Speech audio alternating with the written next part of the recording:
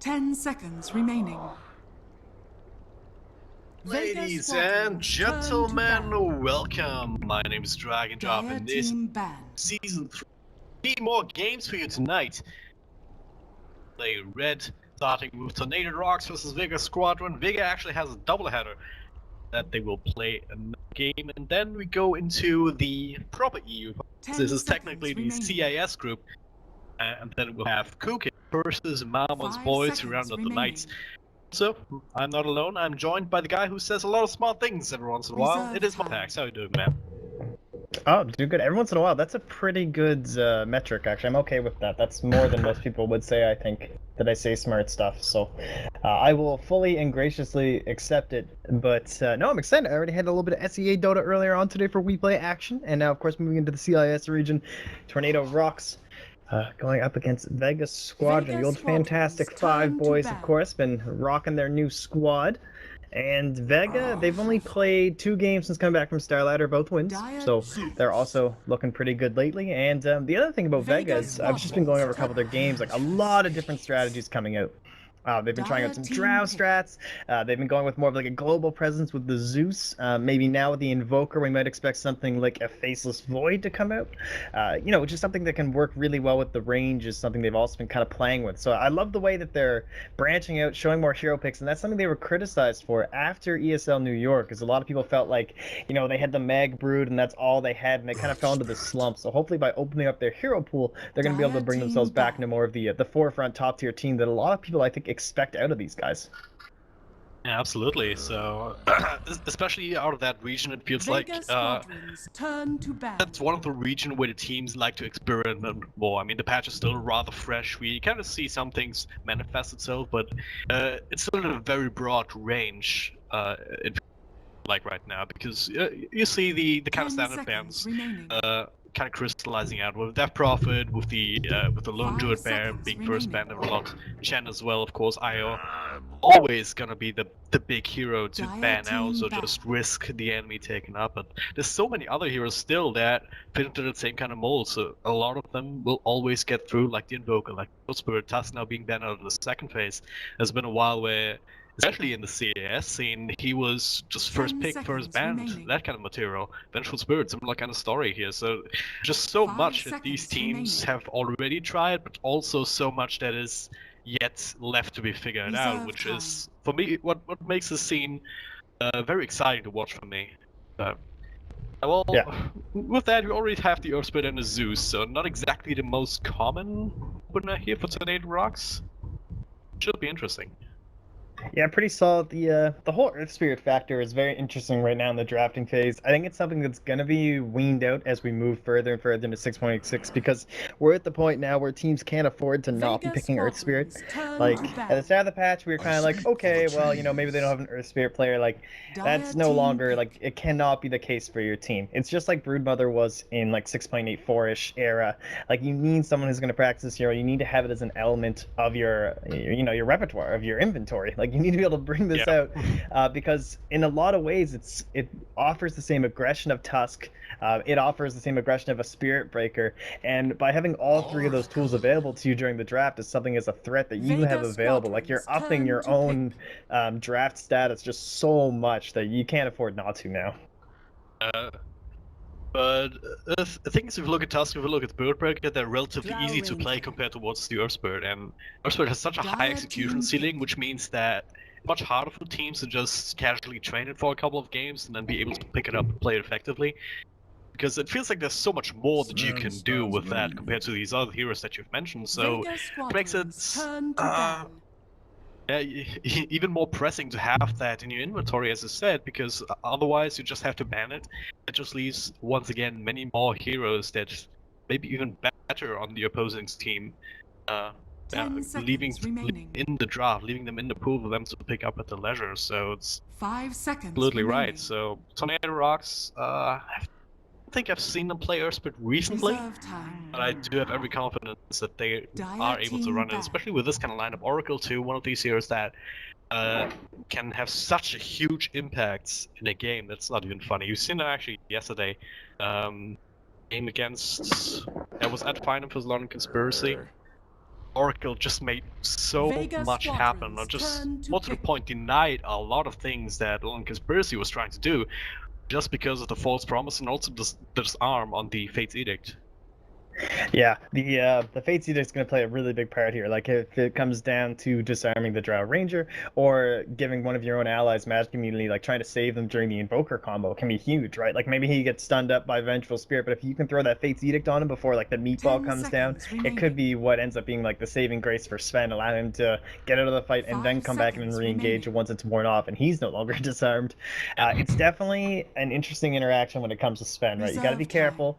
You don't want to end up trying to save him in a fight and then like I've seen this happen where you have Oracle Sven, you put the Fate's Edict on to try and save him from the match community when realistically he probably, like, since he's God Strength, could have saved himself through lifesteal using like your massive cleave. You're actually able to swing, so it's a very fine line they're gonna have to walk here for a Tornado.RoX, and certainly with an Earth Spirit and an Oracle as kind of your support duo, very execution heavy right now. Absolutely. And if you look at Vega's lineup, they're no slouches either. It's almost a full range lineup. Brewmaster now picked up for the off-lane, perhaps?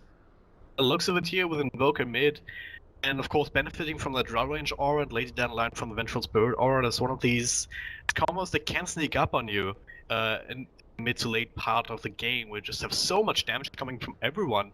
Yeah. Heroes where you wouldn't necessarily expect it, like a Nature's Prophet, who, if he doesn't really build right-click, he to it a decent amount, but normally what he does is split push and like he's super annoying that way, but you don't really think of him as a right-click carry at that part of the game. But with the Vengeful Spirit and the Drow Ranger auras, that changes quite significantly.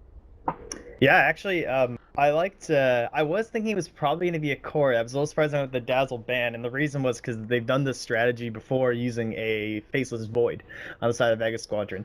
But instead, I like what they've done here. Now, Faceless Void would have been pretty nice up against the Zeus, like someone who kind of tends to stand in that mid-range backed area where you might actually be able to catch him and Sven in like maybe a Chrono, but instead they've gone for this Brewmaster, right? You're going to have a lot of the missed chance, very important for Sven. A lot of guys, like, they don't want to get the BKB that early, right? You want to be going towards something like your S and Y first, your Blink Dagger. So now, press the attack. Perfect idea here. You've already got the debuff from the Oracle that you're going to use to try and get rid of that mischance. Press the attack's going to be offering the same thing for your Sven. Going to be messing up Solo quite a bit here. It looks like he is going to be on the Brewmaster still, though. Okay. All right, so it won't be Mag flying it. This should be pretty interesting how they're going to lane this. Yeah, it looks like kind of a greedy draft, only with the Vengeful Spirit as kind of a supporting role. Kind of the standard support in this particular line. It's definitely scary if it gets to that point where kind of stabilize the laning phase, and when you've been able to dodge the Earth Spirit, and when you've been able to like keep him away from kind of the most important part, playing up against the Zero. All right, well, oh, they have a disconnect. Okay, there we go. I was gonna say, maybe they want to pause here. So what's this gonna come down to? Like, now that they see this whole Brewmaster 5th pick, right? Like, obviously, this clearly shows greed, right? Like, you just 5th picked a Brewmaster, like, you don't know what he's gonna be doing, what lane he's gonna be in necessarily, but you do know it's gonna end up being pretty greedy. Probably not a high impact early on, and so they're gonna answer back for us with their own Legion commander. So if they... It looks like it will be the mid Zeus. Okay, we can tell a little bit here by the items. So this will be pretty important. Early Orb of Venom, that's going to be really good here for your Earth Spirit to help combo up with Ghost Stick. So I'm liking what they got. I hope they can put the aggression on early to try and punish these picks from Vega. So Ghost Stick also opening up with the Iron Talon. Is that also just trying to match greed a little bit, just having the option to put man in the jungle, just farm up there for a bit? Yeah, it's always great because you can leave the lane and give Earth Spirit all that space, right, to get the earlier level 6. So just so important on the hero.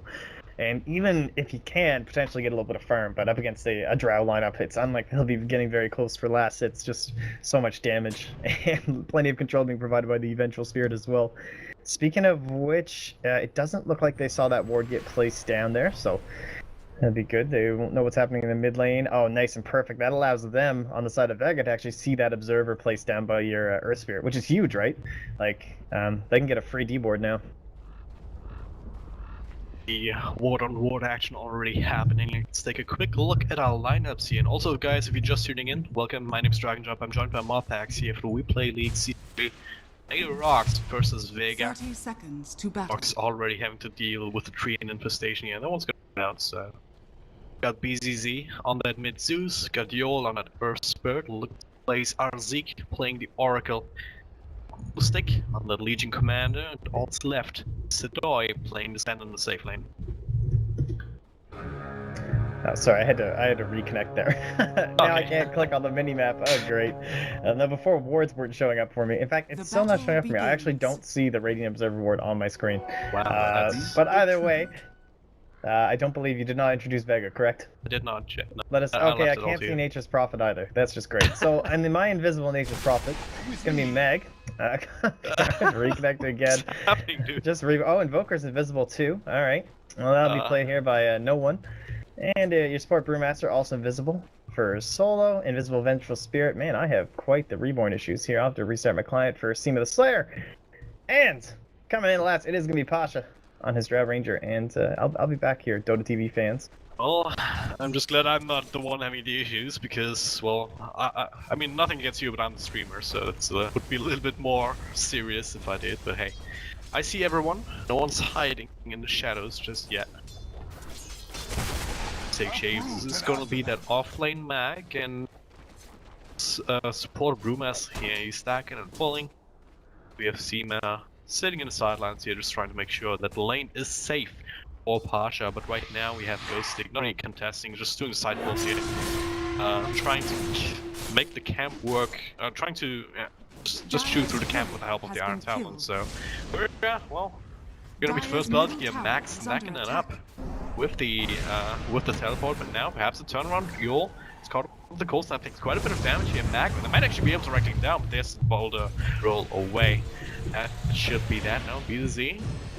No, and Mac takes a couple of racks himself with the Forge Spirit too. A lot of damage being thrown out towards Tornado's players here, and no actual first blood will come of though. Alright, I'm back and I can see everything. This is great. This is a significant improvement in terms of my analysis capabilities here. And they're already low enough, so last guy needs invisible heroes. Either way. So we got Drow, kind of as suspected with the Legion Commander. A good reason to make this pick is that she can transition to the jungle rather easily. They did not come and block the camp. A little bit interesting. A lot of teams, when you know you have a really strong tri-lane, like in a scenario like this, I would actually expect to see... Oh, hang on, top lane, Max, gonna get rolled on this. But either way... First blood. No T2s this time around. I'm happy. Yeah, you got it, man. It's all you. I've gotten better at it. At least the first bloods. I mean, it still misses second bloods, but hey. Like, with this Invis rune on Soul, I'd rather see them head towards that camp right now and try and block that off, because it just means that there's no rotation. Man, they're right on top of BZZ. Yeah. Oh man. Especially seeing the rotation in from Earthspirit to the bottom lane, and just defending up against the tower. Knowing that's a perfect opportunity to come in. Of course, having the +1 from the from Nature's Prophet, always available, makes it so much easier. Yeah, it's massive right now for solo as well, because you're a support brewmaster, like you need that 6 as fast as possible. His entire role in this draft is to get 6, to press ultimate, and then to use it almost like a Death Prophet exorcism to take objectives. Like whether it be Roshan or towers, he's like the entire, instead of damage, he's going to be the major controlling factor that allows all the damage of the Drow to come through all her allies and everything. So we are seeing exactly what we talked about, like Yol's down here just soaking EXP while the Legion is going through neutral camps. But actually goes a little bit behind in terms of levels compared to the Earthspirit right now. But that's not necessarily bad. Of course, you do want the duel, but it's more important to have that Earthspirit up to that level 6, as you mentioned before, and he's getting a level 4 already. So on a good path. So, when do you think he will actually start to get going, and what lane will he go to first to try and make space, make something happen? For Yol? Yeah.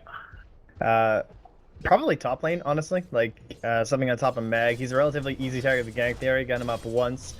If they can get the Invoker, it's great, but he's only got... Does he even have his boots? Yeah, he's got boots, but now he has to save up for Dust before he can really go on the Invoker. And there's no, like, secondary support to help out. Like, Oracle can't really do that much in that scenario. Like, he can't really show up mid and do too well. So, it really just has to be Meg, honestly. So we'll see when they can actually make that happen. At the same time, for now though, we've got no one here in the middle lane. Almost level 6 on that Invoker. Leveling Zeus a little bit, of course, helping, and all that pressure from the cold snap up against a Zeus. And yeah, if there was a TP in as well from Mag, well, actually, they're gonna try and turn it around. They miss the bowler, but they do get a Fortune Zen. Punch back, actually. Actually helping them out there. The gank attempt for one still has a self, so he's just fine. Man rotating mid, but as you said, Azik not able to contribute too much to that particular attempt. And you're of course missing that boulder roll, whatever it's called. Not exactly helping that. Well, even with the haste, making too much. And this is the problem. Like Zeus is generally seen. He should be. Oh, that ward. Nice parry fire. Good play, good play. And well, typically Zeus is known to be like decent in these kind of lanes. Oh, I got it. Hello. That was sick. That ward, man. That value ward. And it's been there the whole game. And they think it's not there, right? Because of how early they got their own observer down. Oh, here's that gank on top on Meg. Fortune's Zen to keep it placed, and there's a silence from Yul. Just to make sure that there's no way that he can do anything. But yeah.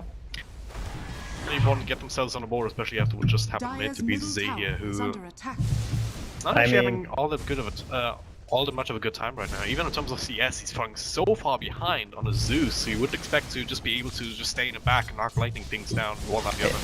Yeah, exactly. Like that's usually what you pick him for. But against the Invoker, like he can just run at you. Like yeah, they've been nerfing the agility, they've nerfed alacrity, but it's what's going to end up happening to you with the Invoker, especially with the Nature's Prophet threat, right? Like he always has to be so cautious this whole time. And on the other side of Vega, it's Mag paying his dues, right? Like he's in a position where he doesn't have any support coming up here. You know, this Brew's like way too greedy. He can't be in a dual off lane with a Nature's Prophet. He needs more levels than that, either through neutral camps or just like consistently pushing bot, I suppose. He can't afford to be like zoned off a wave right now.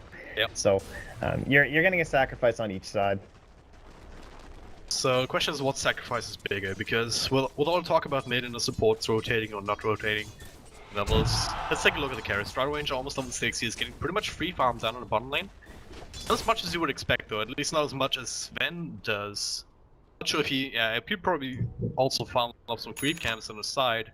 Otherwise, I don't know why he would have had 58 last hits this early in the game. But point is, Sador, he's getting a lot of gold, but so is the Drow Ranger. So I think that actually favors here going forward. Well, the earlier the Helm of the Dominator comes online, of course, you're gonna get stacks of mana, Sunstrike on the mark, Magic Missile, going down Mac, Justice Insurance. Bottom lane, duel, Asha, dead. That's your first duel damage stacked on. Best play I've heard in a while. Thank you, thank you. It was very exciting. I mean, it was. He pressed R, and he died. Well, but yeah, he actually got the dual damage, which is more than you can say of a lot of level 1 duels, actually. Particularly lasts as long, you need someone else to do the extra damage, and there we go, speaking of damage, Seamas taking some of that himself now. A little bit too long. The sight of that boulder. Man, that's great. You're two supports getting like a solo pickoff. I mean, yeah, it's on just the support Venge in this case, but still great experience. Yul, then moving closer and closer to Magnetize. And that gank as well, like the Drow needed to shut her down and needed to catapult your Legion further back up. So now she's actually almost caught up to the Drow. And the past like minute and a half has been absolutely massive here for RoX.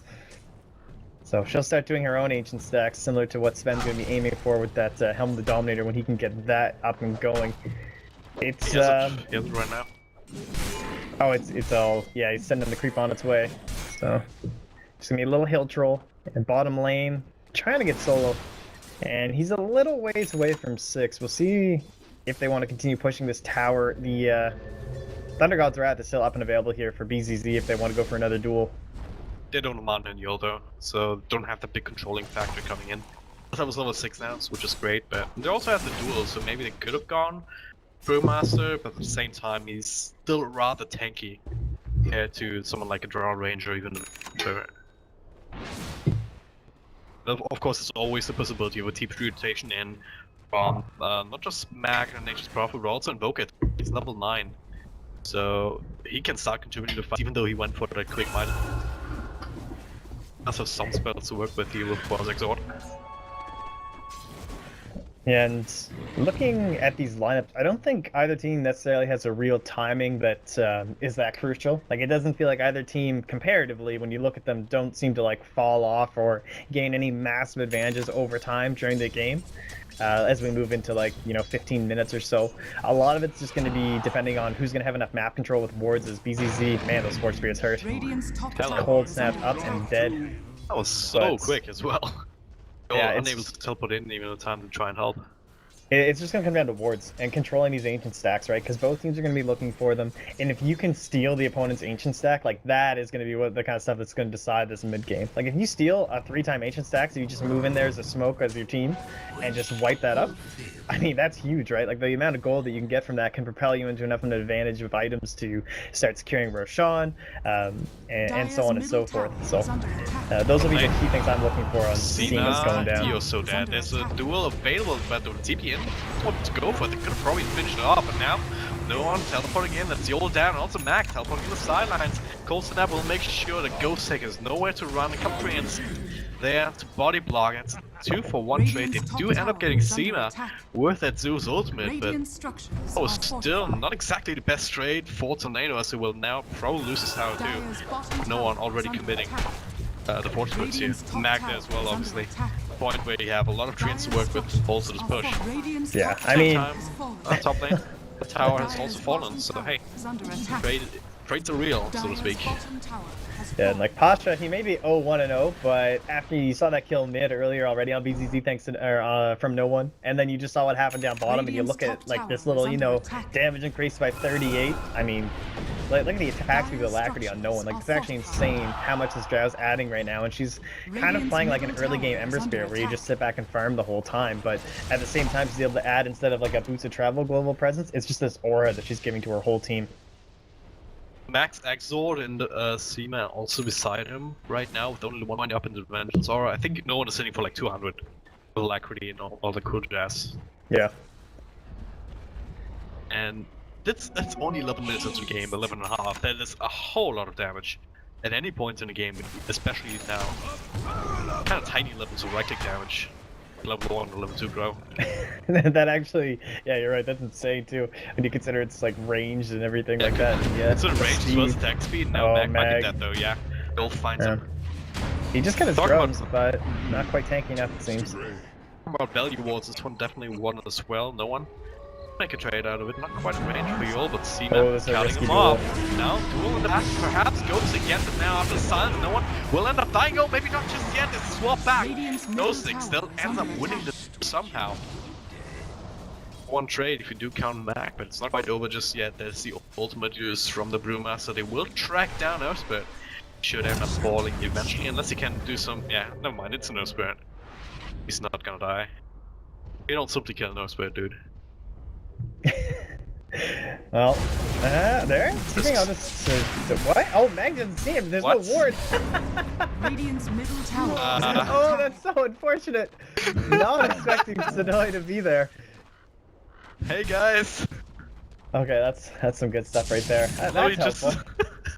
We just take this hard camp after we just wanted to play.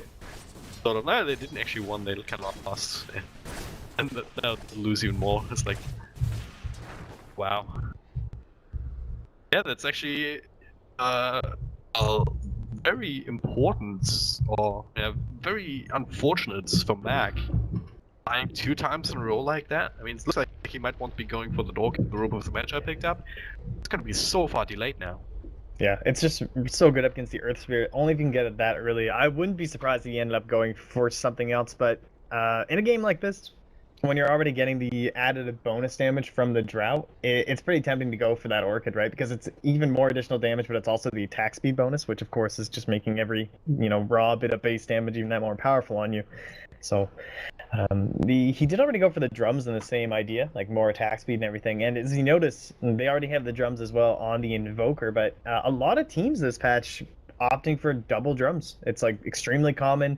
The item has just been kind of buffed and buffed and buffed, and you'll see that just because of the movement speed, the stats, the aura, it's so valuable to teams that aren't really afraid of getting 2 anymore, where it used to be kind of like a stigma around that.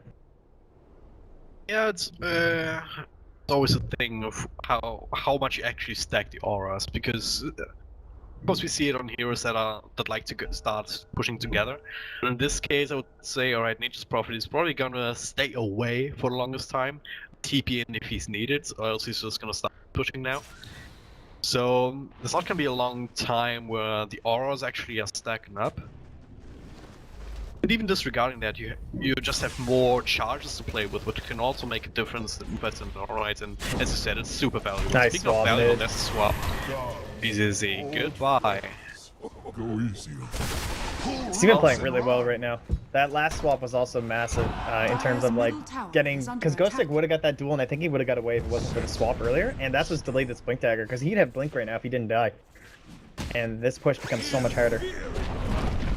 Dire's middle tower has been denied. And they do get the deny though, which is much as they could have gotten in that situation here with 5 heroes bashing away at it. And now, speaking of 5 heroes, it's at least 4 of them smoking up inside lane. Of course, BZ is still dead. He couldn't join if he wanted to, but still provide extra help with the ult, and it might need to do that just now. Solo doesn't have his own ult to keep himself safe, even if he would have gotten it off.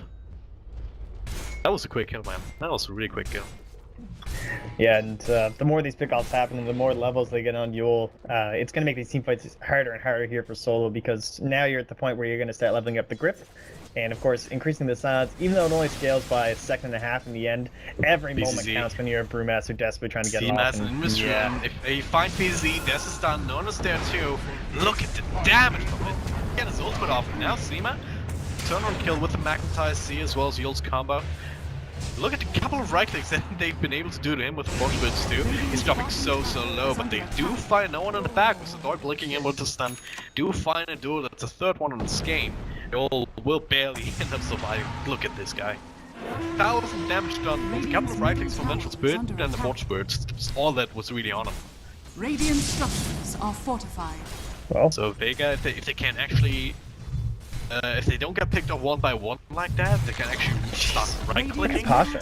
Then Tornado is just gonna die so freaking fast. This is Now so Pasha, greedy. he's in a lot of trouble right now. You'll find him, doesn't have too much amount to play with though, and doesn't want to commit. Solo down there in the back as well, able to break it up anyway with his ultimate coming off cooldown. yeah, that was really risky just to go for those ancients right there, but I guess not wanting to give up as few as he can, obviously, you know, just get rid of them, but looks like they're going to be okay. Well, Mac, yeah, he's now working on that Orchid still, has the Oblivion Staff, first one anyway. So, gonna get there eventually. At the same time though, we starting to get more and more items on the side of Tornado. We now have the Ether Lens completed on the Oracle, which is super useful for him, right? More range and everything. That's super value out of that item for him. Yeah, Zeus doesn't have it quite yet, but then again he's been shut down. Do you still go for the Ether Lens now if you're BCC, or just look for some higher impact item? You could opt for the Force Staff if he's feeling like he needs it for the survivability. The Aether Lens is considered like one of the best items right now. Oh, Ghostic. I think he's just gonna pop I here. should Maybe have dying here, but the look save. at the combo there. Go with the Magnetizer, Zeus ultimate. Everyone's dropping super low. At the very least, gave Ghostic time to get that out. The ultimate from Solo will keep himself alive for the time being with there, so... Oh, wow. That was the fortunate end also. Timing out with too much damage to play with. Sunstrike. Okay, this does end up getting Ghostic inside the face. Nice real, but now Solo might be the counter kill. Zeke shining up Fortunes and keeping on place a little bit longer, and then BCC joining in, finish it up with a couple of extra nukes. A 2-for-2 trade at the end. They also got Noon. How did they get Noon? Oh, no one, I should say. It's Sven coming in from the back. Yeah, so Sador's just a man, like he's just going off. He's like in the Radiant jungle, killing Invoker. He's got the Alpha Wolf following him. He's looking in towards Roshan. It's probably the next objective when his allies are back up and ready. They'll have to be wary. There are really good wards, like we talked about, that are spotting out like the general movements around the area. Courier coming in, they'll know they're at Ancients. Good spot lane, mid. Yo misses Again. the polo run, but he still gets a stun off with another one of the stones. Mac, well, that's the Fortunes and being channeled up with the Evil Lens getting that range, but hey, droughts and TP's out, nothing left to give. Mac will be able to survive. BZZ not so lucky in mid by the looks of it. Just yeah. I mean, Cena, Of that's course, level 1 Cena. swap. Like, he doesn't even Aether Lens or anything. He's just consistently getting these big pickoffs on BZZ. And so far, it looks like it's probably going to be Aether Lens. I mean, he might be going for like a Desperation Bloodstone or something like that, thinking that it might be able to help him turn it around. It looks We'll like see. it does have the energy booster.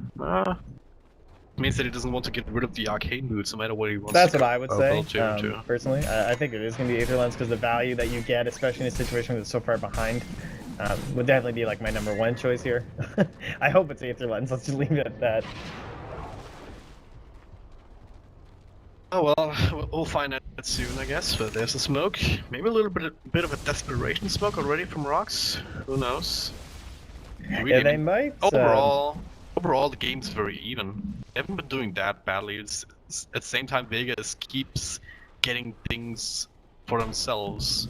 At least on the 2 cores here. Now, there's a duel though, solo. No way to do anything against it. This is what will end up giving them a huge boost into going into the late game if they convert this Legion Commander to a really good semi-carry with a lot of damage to play with. It's really kind of covering fire that you need for Sidori to also have a little bit more space, a little bit less pressure on his own shoulders to actually do the damage on everyone. Seema might be dead here. I don't know, they probably don't want to chase into the Invoker. Sense, but just TP's out. Stone a little bit too late to interrupt it. Oh no, actually. Oh, it killed him? Never mind. What's that? It killed him in base. Okay, Alright. I don't know how that was possible. Just some Dota 2.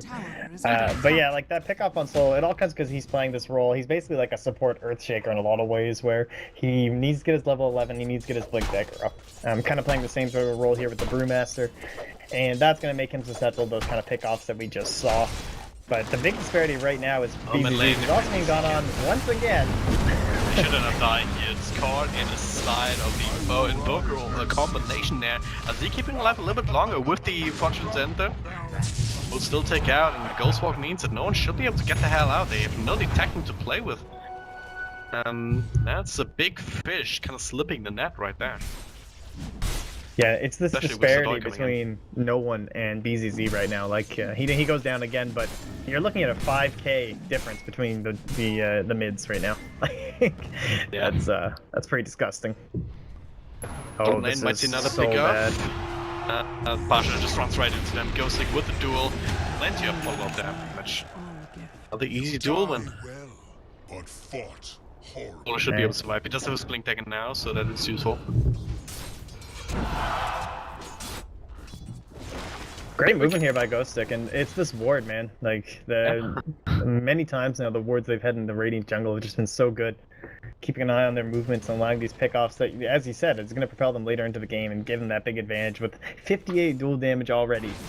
Many successful duels coming out, and that's only off the Blink Dagger. Like now moving into the Blade Mail, it's going to get harder. It's a really good quota to have, especially if you don't have too much obvious help. I mean, obvious help in the form of like a Witch Doctor or a Skyrim Mage, the big single target burst damage. Obviously, he's never been alone. He's always got 2 people behind him who have a decent amount of damage on their own. But just finding these openings in the first place is the biggest story of this. And it wasn't the first time they actually made their way down on the here TV to the bot. lane. Someday fall. It's close. He almost got out of there. The last pixel of the Deafening Blast. Now top lane on top of Meg. Woo! Just kills all over the map here. Yeah, if you look at the net worth distribution on the side, we see that Sidori is far ahead of everyone else. We look at the grabs though, and RoX with these last couple of exchanges, they have an advantage. Not a big one, it's more pronounced in terms of the experience department. But the problem is that, or the problem that could be, is that Sven is the only one that's really high up. Solo, he's a split! He was so low. There. Oh, Ghost Stick? Oh, they find him. You die. You're paying attention to this side of the map. I didn't even realize that we were doing rush, but hey, hello. Well, the problem here is that they basically just lost the past like 3 minutes of advantage that they've been building up, right? Like the whole point of all these wards, and it had just expired unfortunately, but the whole point was that they had an idea of where they were at all times, and they were keeping their tabs on Roche, because you have Sven, like Blink In, Cleave, you've got Thunder God's Wrath, you have all these tools. Earth Spirit is massive in the Roshan pit, but just by not knowing they were there, they sneak a Roshan, and now it just suddenly feels like you've lost so much of this momentum that you've been gaining. And it's going to show in the net worth graph too, as we've been bouncing very closely, but again, it's coming back down to 0. Neither team really had much more than a 2k advantage throughout this entire game, and it goes to show how evenly matched these teams are in the first place, and how even the drafts are as well. Yeah, absolutely right. I mean, with the thing is, it only takes a second almost for Vega to just snag up the rush with the amount of right click damage that they have. Also, just the Nature's Prophet to tank Treants, so it's only a moment of not keeping an eye on it can mean that you just have to give it up. Well, So Tornado.RoX fell victim to in there. He's gone a little bit off the path here of the typical Sven build these days of that whole S and Y. Instead, because of all the space he's got, how far ahead he was, couple of nice little kills, 6-0-2. He skips the S and Y and he just goes all out here. He's got his BKB, his AC, and his helm all finished up, completed. Alpha Wolf in tow. And this is like such a huge timing for them. In terms of like the item distribution right now, they actually have a pretty big lead compared to like, I guess the Orchid on Meg and the BKB on Pasha will be like the two big key factors. And of course the no one Aghanim Scepter's been up for a while, but he just went for boots to travel. So like when you think about actually pushing into a base, that's 2,000 gold that's now like lost on the side of solo. That's not really going to be doing too much here. And I feel like RoX, like they just lost that momentum because of Roshan, and it's scary to push into the Aegis, but it almost feels like they might have to. Thing is, can he actually do that? I mean, if you look at Tornado, as I said it before, Sven is the only one who has a big amount of net worth. Ghost, he's got a lot of dual damage to make up for that, and he has the items that he needs with the Blink and the Blade Mail right now. The BCC, he's still a little bit far behind. He has the Ether Lens now, but ideally you want to have duels on top of that already. So he's a bit of less of a factor than maybe needed him to. So, and this entire game we've seen pickoffs left, right, and center, but we haven't really seen a big 5-on-5 team fight. So I don't know if you agree, but I would actually give Vega the advantage in that right now, just because they have a Brewmaster with the level 2 ult now, plus the Invoker who level 17 with an Aghanim Scepter, so you can cycle through spells pretty rapidly. Yeah, in terms of like full out 5v5 for sure, definitely just because of the way the Invoker obviously works with the Aghanim Scepter, it's going to be a big advantage if you're like stationarily sitting there hitting the racks waiting for them to like engage upon you. There's a lot of key moments here for Vega that they can take advantage of, whether it be swap, whether it be even just the right Orchid. I think so many key things that they can throw out here, but at the same time the pickoffs and then pushing that into something is Ghost Stick. Oh, I can't get the blink off in time though. And so he won't be able to catch out the Invoker. Oh, but either way, like they need a pick pretty bad. Playing TP back to base because of all the damage he's taking at the same time the rest of his team. Slowly making their way towards middle lane. Trying to find that pick that you were talking about. Leading charge. Obviously he can blow up pretty damn quickly if they can just get the job done in. Or deep wards we place, so this is what they're backing on right now. Just find these, farm up. Make sure that when you punch hard. Then perhaps take a tier 2 tower. There we go. Meg, back. AFK mid. Microing some treants here. So quick blink there, nothing you can really do. Good smoke yank, and that's what they needed. Yep. Gonna be the tier 2 tower under pressure. The other lanes are kind of pushing in though. Oh, solo! He misses the courier! He blinks and hits the sacrifice instead! You just try to play a little bit of Nature's Prophet courier sniping action. Able to do so at the same time. No one. He's putting on pressure down in the bottom lane, not exactly committing himself to the tower. He's fearing the rotation from Tornado, but still, that's damage on tier 3 for tier 2. Probably a trade that you are okay with taking right now if you're Vega. Because it can be negated if Tornado actually managed to make it work on the high ground, but there's still an Aegis onto no one who's now back in base. This makes it a little bit too scary. Actually, Aegis just expired, so never mind. Yeah, and they'll be aware of that too, so maybe a little bit of like a fake back. We'll see if they want to try and... It's a little bit scary to get aggressive right now as Vega, especially when you're showing us 5 mid. Like, they'll probably... You can't just like smoke right now, or they're going to know for sure that you're doing that, so they'll just start split pushing these lanes. I would assume. Yeah, taking care of their stacks. So the Eagle Song is done here now for Pasha though, so obviously gonna be stacking even more damage onto everybody, and also very important when it comes to those Forge Spear, the Broodlings too. Yep. Like they put a lot of damage now because of the Drow. It's back to that damage that you don't necessarily expect, because you never really see it without a Drow Ranger. Or even the Vengeful Spirit. I mean, you know it's there. So sometimes you can be surprised by how much it actually is at the end of the day. Now, again, just leveraging their position to take care of this T2 tower. This is Zeusel to scout. They know what's up. Sadoya looks like he wants to engage there. He force out solo ultimate and actually take care of the creep of the spirits. Who knows? There's the tornado. There's the imp. No AP, but combo with the nade ball. You'll have careful with the fortune with the fortune then. And now the duel on the Pasha in the back. Oh my swap God, out on the wrong target. Now Pasha will end up falling ghosting with another duel on solo. Just dropped out as well, but will the next one falling, but at the same time the rest of Vega is cleaning house. Weaver's done already. Sadoy is still going strong, but now he's being kited. Doesn't have the BKB anymore. Steamer, well, BZZ might have enough to actually bring him down. There's no one out there. He is now looking for Sadoy. The Sunstrike will be dodged on. He alone doesn't actually have the damage to chew through that armor of the Sven. They has to retreat. That was a long fight. Caught me a little bit off guard there, I have to admit, but Yeah, a lot of really strange moments there. Like you had the very start of the fight, like couldn't get the duel off fast enough, so he ended up getting the split from solo, and that's what basically like gave Vega any sort of a fighting chance there. What was that? That was the tornado random scout by the looks of it That was into nice. Got it. area snipe. So hey. Skills. Either way, but if that was anything but a 10-second BKB, that fight would not have gotten as well for RoX. Like you saw so many elements of control coming out, even once he did pop the BKB, the swap there as well, to try and slow down that damage.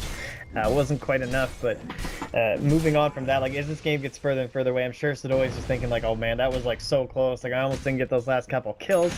He's now going into the MKB preemptively already because of that Eagle song. Definitely the right call here. Yep. And also, of course, you know, you have a Brewmaster throwing stuff at you this whole time, so as your BKB wears down, you're going to need that True Strike to help deal with the mischance just from the Brewmaster. Well, right now he does have that 9-second BKB, so the biggest part, once that wears off, is the kiting. Right? We saw the ice wall from the Invoker. The only reason that they haven't been able to bring down Sadoy is that thanks to the BKB, he was able to put out the damage beforehand just to pick up a couple of Vega's heroes, so that no one was the only one left.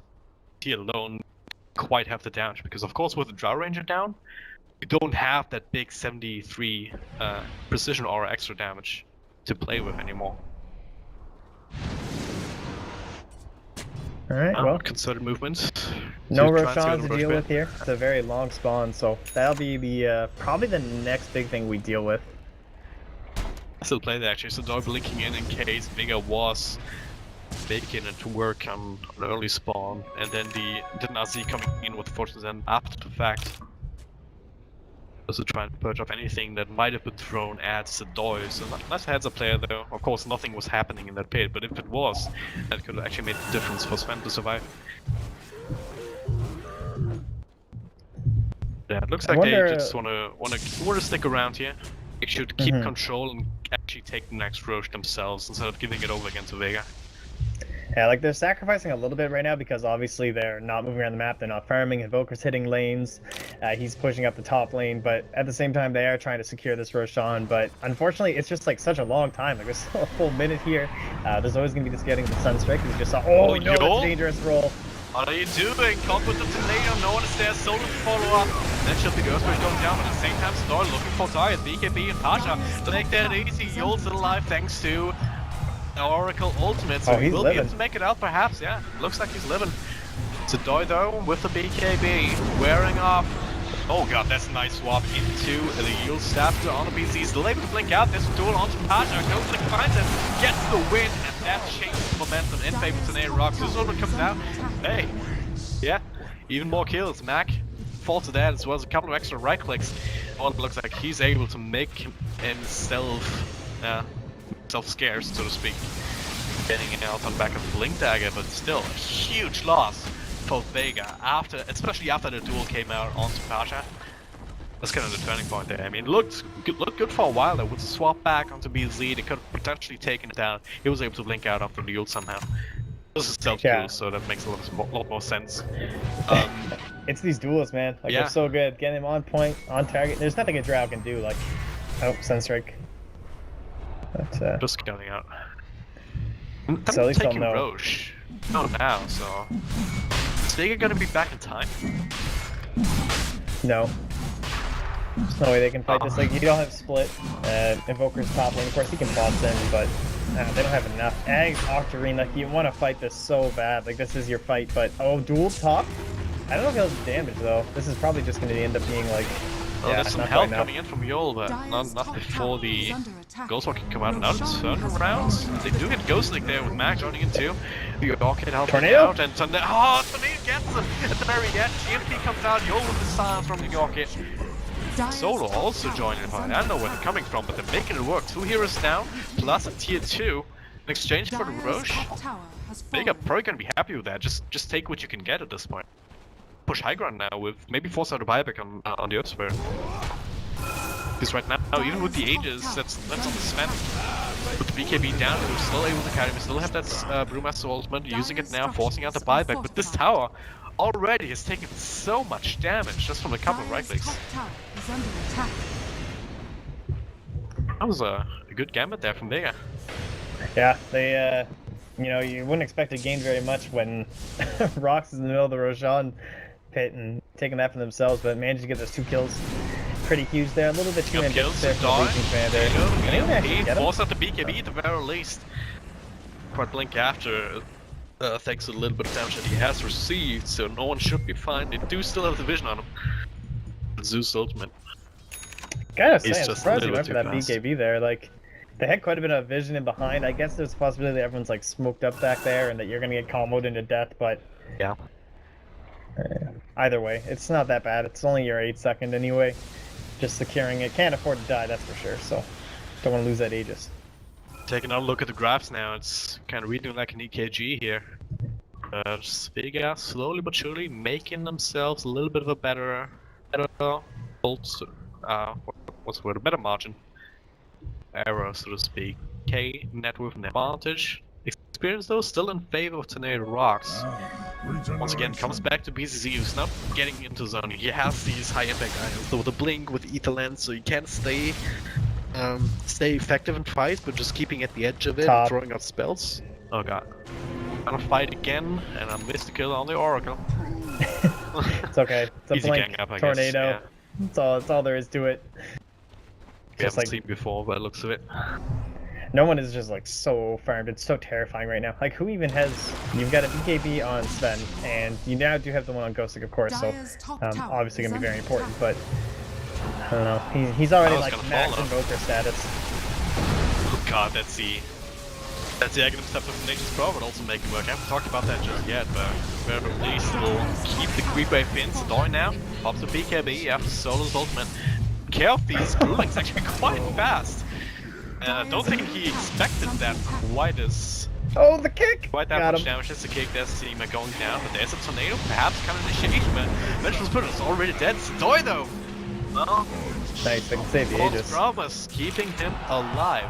Oh. You're not so lucky. You'll end falling stun strike! I think he dodged it, yeah. Middle tower is under attack. I think it would have done the heals anyway. Man. That's odd. Just odd what's happening now. It's kind of funny that they value the Aegis more than the life of the Earth Spirit. Like, there's definitely the potential to save him as well. I'm not even sure like how much time's even left on this thing. It's really not that long. Either way, dual bottom, Mag dead. Oh god. Out of my Mag. I mean, as much as Zeus has been dying, Mag has been kind of in a similar kind of position, just feeding kills over to Ghostic of all people. Something that you want to do. I mean, I've seen better Legion Commander games with more dual damage stacked up, but 100 is nothing to scoff at. He supplements the game. Oh my god, look at that damage! What's going on? He just dies, man. Just he just blinks on top of them. Like, he takes no care for Satoy whatsoever. Like, yeah, throw your stun, doesn't matter. I'm just gonna EMP you, so you can't stun me. No one is playing out of his mind this game. 15-3-6. It's all sad with that mid lane where he had a little bit of help, but in the end, it's just him dumpstering a Zeus because there's not much you can do. And Like no one is he's known for this, right? Like this is where he came onto the scene with Vega, just like last year. He was winning mid lane and was like, man, who is this guy? His puck was insane, his Queen of Pain was off the charts, and now, like, still continuing now with an Invoker. So you can expect this guy, like, I think a lot of people were like talking about S4 and he's like, oh, you know, his playmaking heroes are back, so now he's back and it's amazing. Well, like no one can do both. I've seen this guy destroy on puck. He just messed up his Ghost Walk. That was kind of funny. Of course, he's a playmaker. Yeah. I see him just at the end, but Teleport is already coming through. No way for them to catch him. So yeah, he'll stay alive. 15, 3, and 6 is his score. In terms of network, he's right next to Sven. If you compare the amount of impact that these two heroes have, Joker takes it every single time, obviously. Yeah, be down to 6 seconds now, Sven, so Solo's gonna get kinda hard. Solo though, gonna get killed. Man. He's just way up there. This is a game of pickoffs. Have we seen, how many team fights have we seen? Like 3 or 4 at most? Yeah, it's been extremely rare actually. It probably is around 3 or 4. Like a lot of the objectives are just being taken off the back of a pick and then no engagement. Just not exactly your standard team. I don't know, maybe it is your standard this patch. There are a lot of games, there's like high ground pushes happening when the kill score is like, I remember there was a game last night with Secret, it was like 4-2, and they were pushing high ground. Like it's a very odd patch in terms of engagements and choosing when you want to actually team fight. Teams seem a lot less like forced, I guess. Like they feel like they can just freely farm and wait until they're ready with an item and just like walk into you, and there's nothing they can do. Speaking of walking, Ghostic now making his way on the they need to check on no one so bad. Not quite yet, but should figure it out now. But who kills who first? That's the old Gauntlet company, just dies immediately. That Ghostic can coming they get in. him? No one though. So what's up? Can't find him. And that's a gem down on the Oh, that ult was so late. Oh, God. If they hit it, I know like the plan was clearly to ult and try and find him in the tree lines, but he's already gone. Smoke under the Fortress Birds? Yeah, it was just so he wouldn't die to them. They were smoking so they couldn't target him anymore. Could have just walked out though, I guess. I think it was just because RoX was starting to get a little bit low, but yeah, I mean, probably could have lived. Well, Octarine now. That's actually the little bit of a deviation from the Bulldog builds. Think about the Orchid, maybe the Drum. You do have the Agam Scepter, Octarine now going. All that Mag needs now is a refresher, and then when this. In Tornado.RoX, they can defend up against us, obviously. That Legion Commander with the overwhelming odds to clear through these. Obviously, Sven doesn't really give a damn about how many units are in front of him. Clear through all of them. But if the Sven is out of the picture, if he's occupied somewhere else, if there's a million trees bashing away at your racks, it's still gonna make a difference. Obviously, just think about it. The Sprout is something that the BKB can't actually counter. So now we have a 6-second Sprout with a 6-second cooldown, so technically it can be super annoying and just keep Sven in there indefinitely, right? Yol's gonna have to bail him out with some rolls, I guess. Yeah. And break down the trees for him. There's no way he picks up a Quelling Blade at this point in the game, he just doesn't have his Space Sword. No one's fishing out here again. Trying to get some more of these solo pickoffs and mind you, somewhat impressed with DZ is starting to come back in terms of like some pretty big items. 40 minutes in, he's got his Octarine core now. Ironically, RoX misses the Yol, and therefore the Sunstroke won't hit. Yol kind of Tactical. Yeah, the tactical absolutely. This is something I thought was interesting. I saw Solo building in towards this, and it's something that we don't see all too often anymore. Is top lane, they get that pick off. Right on the Mag, man, they are just so fast. Just great blinks by Sadoy and Ghost at the same time, but it's the Agnes Scepter. Oh, there's no way they get this pick, right? Yeah. Radiant's Just letting no one forcing out these BKBs, man. 10-second charge too, so Ghostic hasn't been forced to use it just yet, so if you start whittling away at it, just makes it easier. We do get into another team fight. We ever see that happening. This might be there's it. a fight actually, yeah. Real actually gets out. There's Tornado not catching anyone this time around, but our Zeke will get caught by Pasha with the silence now. Seema dropping low, not low enough. Zeus lifted up into the air, Solo looking to bring him down, at least control him up for the time being, while Yol ends up dying in the back. Now Sadoy, what can he do? He's trying to find a target, but I can't get same him. for Ghosty, but they can't get him. They did find Pasha, so I guess that's a That's a good thing, and now Seema, nowhere left to go, just hiding in the trees. Boy brings him down. There's another duel. They do find someone else, and that's a Tornado on a couple of heroes. BCC barely able to survive here with 50 health points to play with. At the end of the day, there was 3-4 heroes down if you include Mag in the top lane. Only for 2.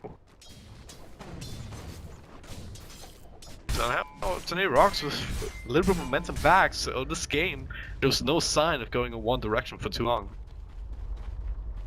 Man, they just cannot get a handle on no one. Like in these team fights, like, he doesn't have a BKB or anything. He's good at sight now though, and he's just like soloing up on Sadoy, just harassing him, annoying him, taking care of his mana. One EMP, all it takes. Radiant's bottom tower is under attack. Yeah, it's like... I mean, this game is just like, it can be completely individually won by no one right now. Like his blink sights, he's already been playing so well with the blink tornado, setting up into the EMPs. As long as he doesn't get locked down, they always have a chance to win. It is terrifying though. Like there's a reason they're up 8 kills on the side of RoX. He's the Sven is just so firm that you saw that once he actually gets on top of someone, he like 3-shots them. Yeah.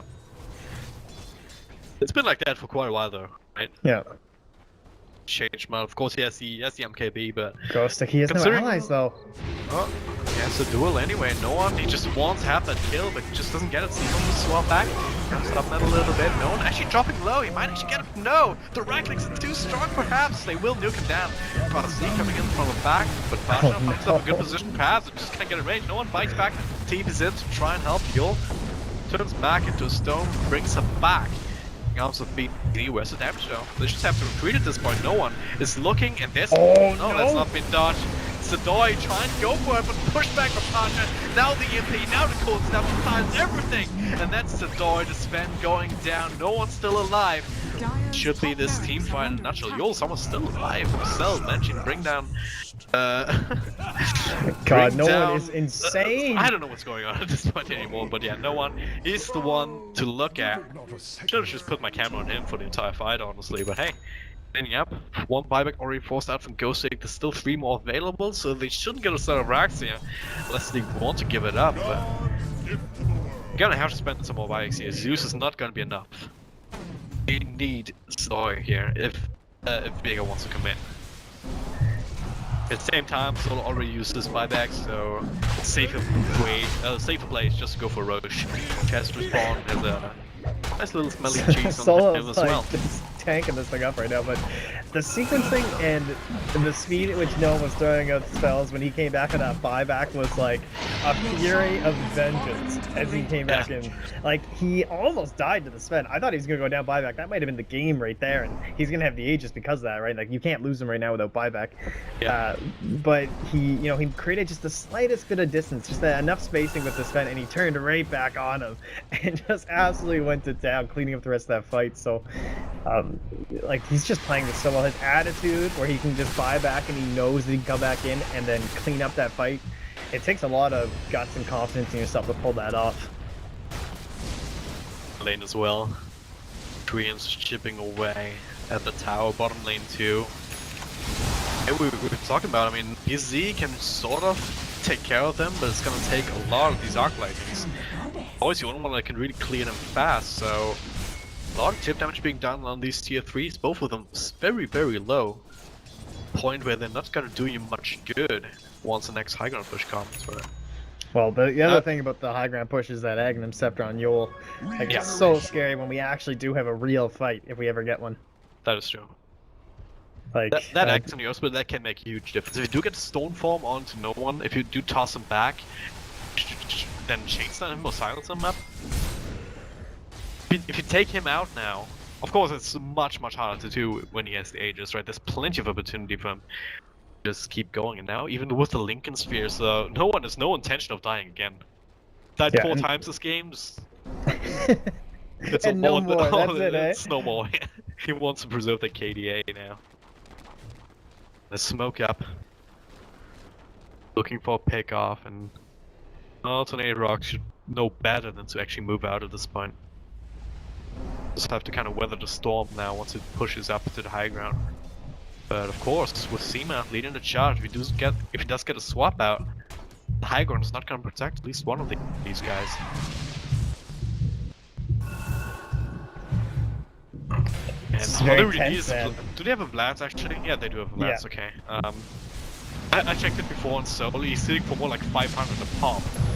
With not sure if it was even all the buffs that they had. Even now, like 230 with max Axord. Still need the alacrity. He's hitting for so much damage right now. Smoke. They want to make something happen here.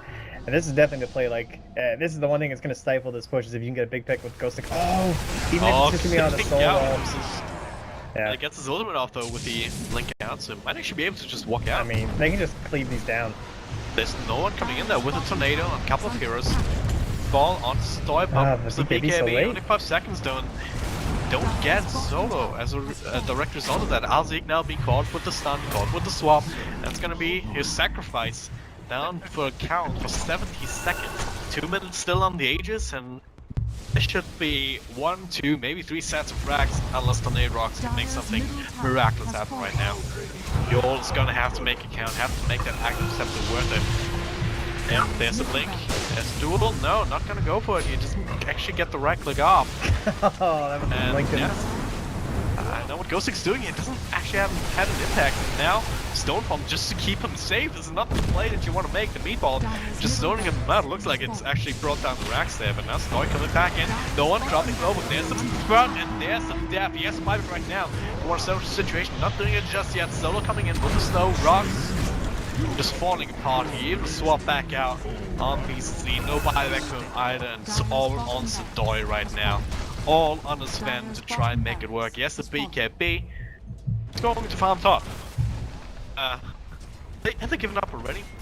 Ghostix is there too. He does have the lockdown on one target. I mean, they can. But who do you go on? Yeah, no one still has the Aegis.